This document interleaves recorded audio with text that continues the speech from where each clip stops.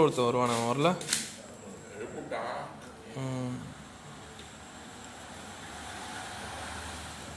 Online அப்ளிகேஷனுக்குள்ளே போய்க்கணும். போய்கிட்டு நம்ம எது அப்ளை பண்ணுறோமோ அதை பார்த்து சூஸ் பண்ண போகிறோம். அதுக்கப்புறம் வந்துட்டு நம்ம ஆதார் கார்டு போகிறோம். இதில் நம்ம அது மாதிரி பேங்க் வந்து எனக்கு நேற்றுக்கு வரையும் யூனியன் பேங்க்னு இருந்துச்சு. நான் இப்போ இந்த ஸ்டேட் பேங்க்னு மாற்றிருக்கேன். இந்த பிரச்சனை உங்களுக்கு வருது அப்படின்னாக்க இந்த இடத்த மாற்றணும். அப்படின்னா நம்ம என்ன பண்ணணும், நேராக வந்துட்டு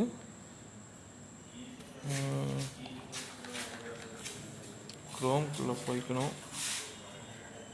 குரோம்குள்ளே போயிட்டு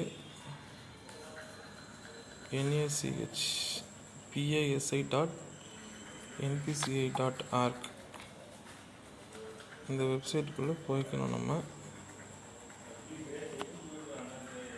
போய்கிட்டு இதில் வந்து கஸ்டமர் அப்படிங்கிற ஒரு ஆப்ஷனுக்குள்ளே போய்கிட்டு Bharat Aadhaar seeding enable base அதுக்குள்ளே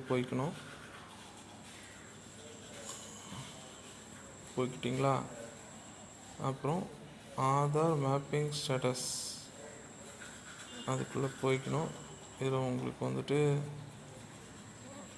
இது இல்லை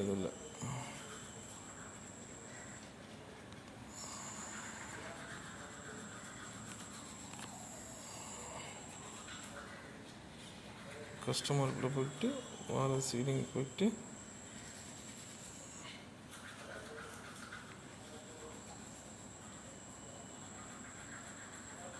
சீடிங்னு இருக்குது பார்த்தீங்களா? இதில் போய்க்கணும். நீங்கள் இதில் உங்கள் ஆதார் நம்பரை போட்டுக்கணும். இப்போ வந்து ஒரு ஆதார் நம்பர் டைப் பண்ணுறோம். ஓகேங்களா? இது என்னோடய ஆதார் இல்லை, இருந்தாலும் நான் டைப் பண்ணுறேன். சீடிங்கில் போயிட்டு என்ன பேங்க்கை ஒரு பேங்கை செலக்ட் பண்ணிக்கணும். இப்போ மூவ்மெண்ட்டுன்னு ஒரு ஆப்ஷன் இருக்குது பார்த்தீங்களா? அதுதான் from one bank to other பேங்க்கு. இதில் அக்கௌண்ட் நம்பர் கொடுத்துக்கணும். இதுலேயும் அக்கௌண்ட் நம்பர் கொடுத்துட்டு இதை டிக் பண்ணிவிட்டு வர நம்பரை டைப் பண்ணிட்டு சப்மிட் கொடுத்தீங்கன்னாக்க ஆட்டோமேட்டிக்காக உங்களுக்கு வந்து சேஞ்ச் ஆகிட்டு உங்களுக்கு இந்த மாதிரி வந்துடும். உங்களுக்கு வந்து ஃபஸ்ட்டு இப்போ யூனியன் பேங்க் ஆஃப் இந்தியான்னு இருக்கா? இது நேற்றுக்கு என்னோடய ஆதார் நம்பரில் இருந்த டீட்டெயிலு. மறுபடியும் வந்துட்டு நான் உடனே எனக்கு